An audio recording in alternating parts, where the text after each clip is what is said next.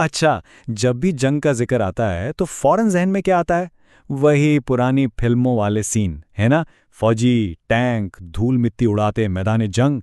लेकिन सच पूछें तो आज की हकीकत इससे बहुत बहुत मुख्तलिफ हो चुकी है। तो फिर सवाल यह है कि 21वीं सदी का मैदान जंग आखिर दिखता कैसा है। चलें इसी बात को समझते हैं और इसका जवाब शायद आपको थोड़ा हैरान कर दे।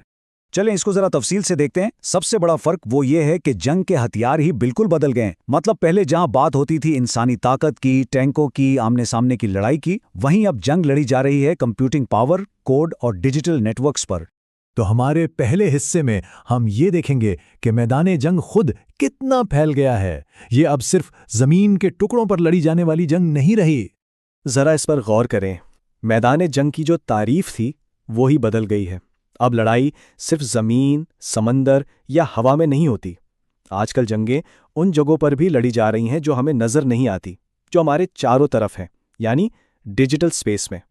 और ये हैं वो नए मैदान, साइबर स्पेस, जहां से हमारा सारा डेटा गुजरता है।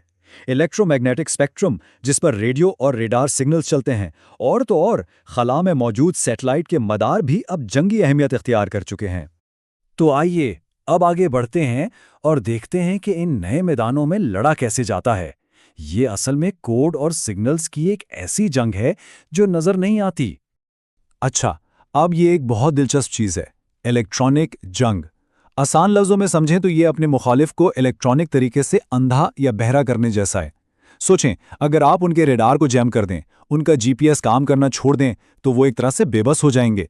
ये टेबल बहुत आसानी से इलेक्ट्रॉनिक और साइबर जंग का फर्क समझाता है। देखें, इलेक्ट्रॉनिक जंग का मकसद है सिग्नल्स को रोकना, उनमें खलल डालना, जबकि साइबर जंग का मतलब है कोड के जरिए सीधा कंप्यूटर सिस्टम के अंदर घुस जाना और उसे अपने कंट्रोल में ले लेना। यानी एक तरह से एक दरवाजे पर पहरा देकर रास्ता रोक रहा है तो दूसरा ताला ही तोड़कर अंदर आ रहा है। अब बात करते हैं उन टेक्नोलॉजीज की जो आज के दिफाई निजाम की बुनियाद हैं। यहां सब कुछ घूमता है एल्गोरिथम, आर्टिफिशियल इंटेलिजेंस और बहुत तेज रफ्तार कंप्यूटिंग के इर्द गिर्द। ये जो बात लिखी है, ये इसकी अहमियत बिल्कुल साफ बता रही है।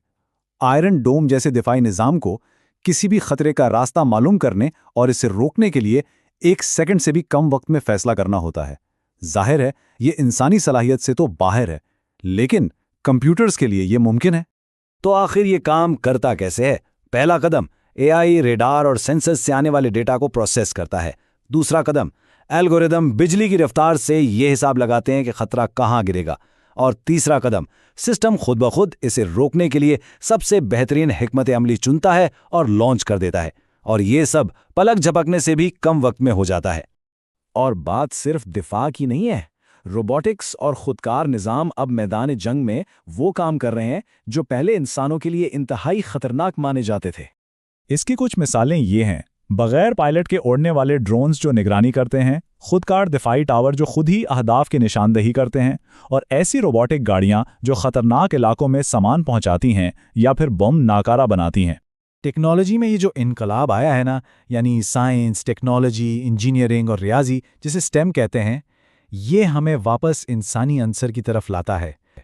सच तो यह है कि आज का सिपाही अक्सर एक इंजीनियर होता है, एक कंप्यूटर साइंटिस्ट होता है या फिर एक डेटा एनालिस्ट। अब हथियार बनाने और चलाने के लिए बिल्कुल अलग किस्म की महारतें चाहिए। ये वो महारतें हैं जो अब सबसे ज्यादा जरूरी हैं।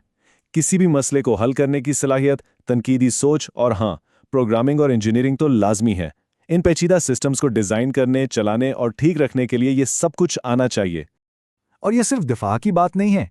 यही वो महारतें हैं जो किसी भी मुल्क की मौशी तरक्की की बुनियाद बनती हैं, चाहे वो मेडिकल का शोबा हो, कम्युनिकेशन हो या कोई और फील्ड।